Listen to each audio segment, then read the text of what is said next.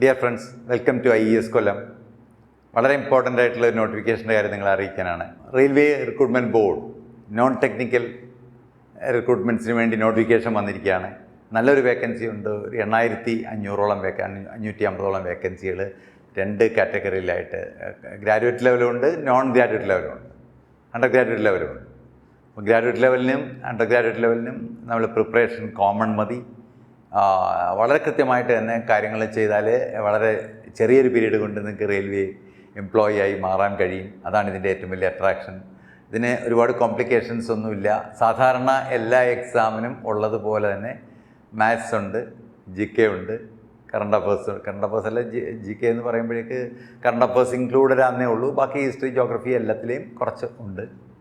പിന്നെ test of reasoning ഉണ്ട്. ഇത് മൂന്നും എല്ലാ എക്സാമിനും ഉള്ളതാണ്.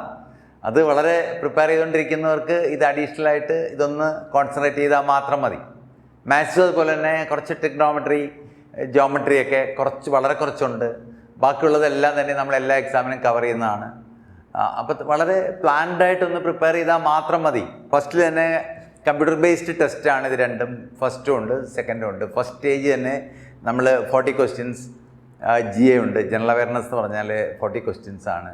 അത് മറ്റേത് രണ്ടും 30 ക്വസ്റ്റ്യൻസ് വീതേ ഉള്ളൂ. ക്വാണ്ടിറ്റേറ്റീവ് ആപ്റ്റിറ്റ്യൂഡ് ആയാലും ടെസ്റ്റ് ഓഫ് റീസണിങ് ആയാലും 30 ക്വസ്റ്റ്യൻസ് വീതേ ഉള്ളൂ. അങ്ങനെ 100 ക്വസ്റ്റ്യൻ, 100 മാർക്ക്. ടൈം ആകുമ്പോൾ 1.5 മണിക്കൂറുണ്ട്, 90 മിനിറ്റ്സോളം ഉണ്ട്. അപ്പോൾ വളരെ ബാങ്ക് എക്സാം പോലെ ഭയങ്കര ഹറിബറി ആയിട്ട് അത്ര ടെമ്പറിൽ ചെയ്യണമെന്നില്ല. കാരണം ഇതിനകത്ത് ടൈം സേവ് ചെയ്യുന്ന ഏരിയ എന്ന് പറഞ്ഞാൽ നമ്മൾ GAയുടെ കാര്യം വരുമ്പോഴേക്ക്, ജനറൽ അവയർനെസ് എന്ന് പറയുമ്പോഴേക്ക് നമുക്ക് വളരെ കുറച്ച് സമയം മതി. കാൽക്കുലേഷൻസ് ഒന്നും വരുന്നില്ല. 2 ക്വസ്റ്റ്യൻ എവിടെ വരുന്നുള്ളൂ. ഒന്ന് അറിയത്തില്ല. അറിയാവുന്നവർക്ക് വളരെ പെട്ടെന്ന് തന്നെ ആ ടൈം കവർ ചെയ്യാം. പിന്നെ കോമ്പോസിറ്റ് ടൈം അല്ല, കോമ്പോസിറ്റ് ടൈമാണ് പറഞ്ഞിരിക്കുന്നത്, സെപ്പറേറ്റ് ടൈം അല്ല. കോമ്പോസിറ്റ് ടൈമുള്ള നേട്ടം എന്ന് പറയുമ്പോഴേക്ക് നമുക്ക് ആ ടോട്ടൽ ടൈമിനകത്ത് ഇത് കവർ ചെയ്തെടുത്താൽ മതി. അതാണ്.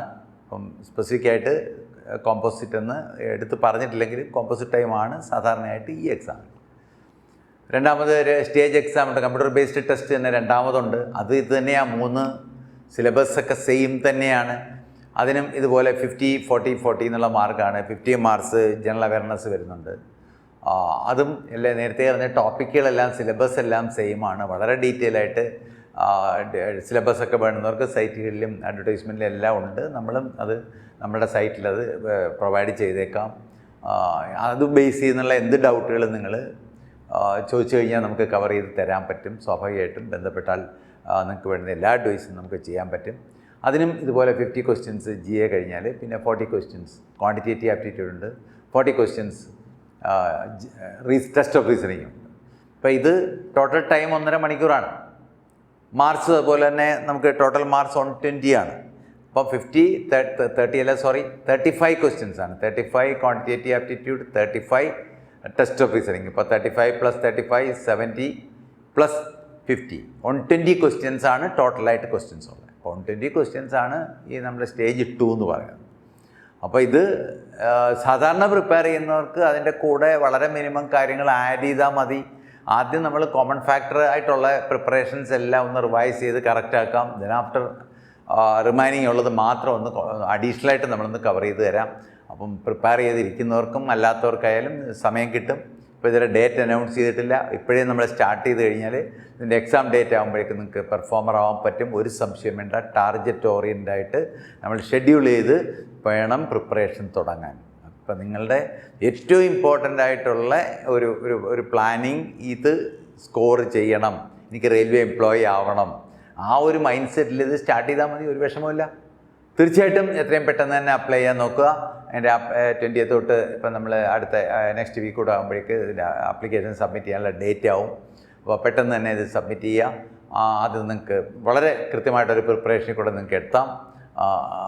All the best that for those who are ready to prepare this exam. Okay, thank you.